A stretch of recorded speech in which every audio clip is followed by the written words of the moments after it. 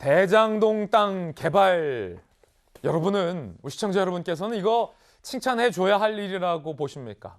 아니면 성남 시민에게 수천억의 손해를 끼친 사건이라고 생각하십니까?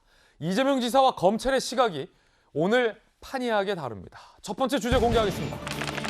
이재명 시장은 관리 책임으로 결국 유감을 표명했지만 대장동 개발은 칭찬받아야 할 일이다라는 입장을 굽히지 않았습니다.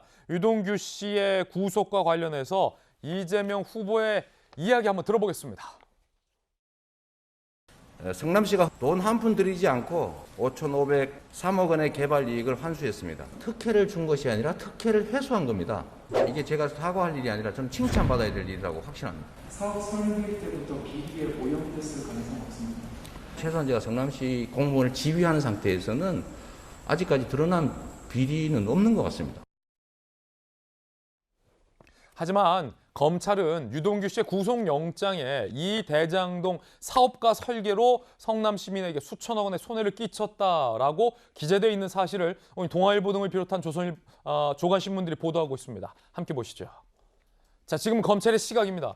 민간 사업자와 결탁해 막대한 이득을 취하고 성남도시개발공사 등의 수천억 원의 손해를 입혔다. 유 전 본부장이 화천대유에 과도한 특혜를 몰아줘 시민에게 돌아가야 할 개발 이익이 소수 사업자에게 부당하게 지급됐다. 즉, 이 지사는 이거 칭찬받아야 할 일이다라고 얘기하고 있지만 검찰은 이 사업 설계 자체가 성남 시민에게 결과적으로 손해를 입힌 사건이다. 설계다, 개발이다. 라고 유동규 씨의 구속영장에 적시한 것으로 동아일보 등은 보도를 하고 있습니다. 검사 출신의 김광삼 변호사님, 검찰의 인식은 쉽게 말해서 뭡니까? 검찰의 인식은 대장동 개발 설계가 잘못됐다는 거죠. 잘못됐고 이거 자체를 어떤 우리가 이제 민간 개발이냐 공영 개발이냐, 그런데 지금 이재명 지사는 계속 공영 개발이다 얘기하고 엄청난 수익을 성남 시민에게 안겨줬다 이렇게 얘기하고 있잖아요. 근데 결과적으로 보면 수천억의 손해를 입혔다는 거예요. 그러면 이재명 지사가 칭찬을 받을 일이다. 이것 자체가 사실은 검찰의 영장과 완전히 다르다 이렇게 볼 수밖에 없고요. 5,503억의 어떤 수익을 얻었다고 얘기하는데 만약 수익이 1조 이상 얻을 수 있는 그런 사업이었다고 한다면 5천억 이상을 손해본 거 아닙니까? 그래서 이런 부분에서 이제 물론 이재명 지사가 지금 대선에 가장 민주당이 유력한 후보이기 때문에 이 대장동 개발이 어떻게 불똥이 튀냐에 따라서 자기 어떤 내년 대선 본선이랄지 아니면 이번에 경선에서 굉장히 후폭풍이 있을 수 있어요. 이제 그런 부분에서 이해는 하지만 적어도 본인이 설계를 했다고 얘기를 하는 입장이고 그러면 자기가 주도적으로 했다는 거잖아요. 그렇다고 한다면 그때는 몰랐을지언정 현재 어떤 유동규 씨의 이러한 비리가 드러나고 있으면 이 부분은 칭찬할 일이 아니라 좀 사과를 해야 한다 이렇게 봐요. 이제 그럼에도 불구하고 정치적 이유가 있었던 어쩌든 간에 계속적으로 저런 변명으로 일관하는 것은 설득력이 없다 이렇게 봅니다. 예, 자, 검찰 출신 김광삼 변호사님의 의견이었고요.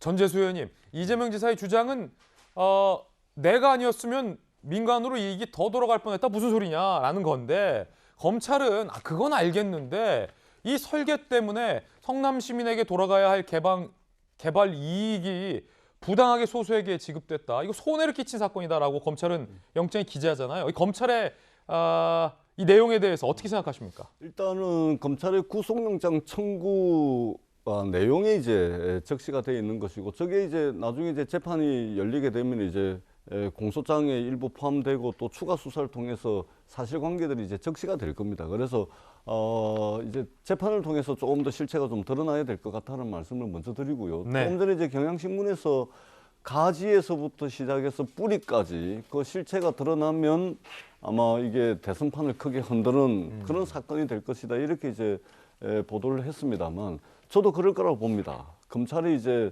전격적이고 또 속도를 높여가면서 지금 수사를 하고 있기 때문에 가지와 그 뿌리가 이 실체가 최대한 빨리 좀 드러날 수 있도록 최선을 다해야 된다 이 생각을 하고요.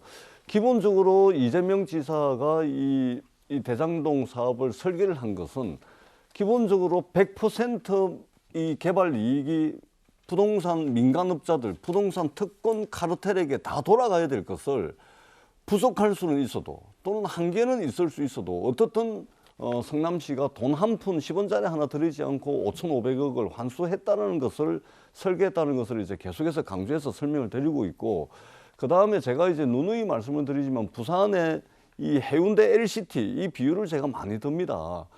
부산시의 산하공기업인 부산도시공사가 땅을 수용합니다. 그리고 수용한 것에 멈추지 않고 도로를 놔주고 공원을 만들어줘 가지고 민간개발업자에게 헐값에 팝니다.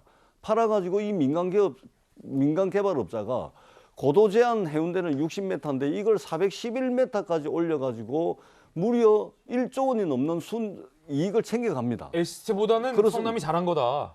그러니까 이제 대한민국에서 예. 펼쳐지고 있는 여러 가지 개발 사업들을 보면 그러면 부산시는 단돈 1원도 환수를 못한 거거든요. 예. 그리고 그 민간 사업자 구속돼 있죠. 그 지역에 구청장을 하고 그 지역구 국회의원 했던 국민의힘 국회의원 구속됐죠. 그다음에 박근혜 정부 정무수석 하던 분도 구속돼 있죠. 그러니까 이거 뭐냐면 전반적으로 우리 사회 부동산 특권 카르텔들이 어떤 식으로 개발을 해가지고 어떤 식으로 과도한 수익을 가져가는지 적나라하게 드러나고 있는 겁니다. 그래서 이제 부동산 개발 이익을 국민 환수해야 된다는 여론이 일어나고 있는 것이고, 그래서 이것은 이제 수사가 지금 속도 있게 펼쳐지기 때문에 예. 그 실체가 드러날 거다 이런 생각을 하고 있습니다. 그렇군요.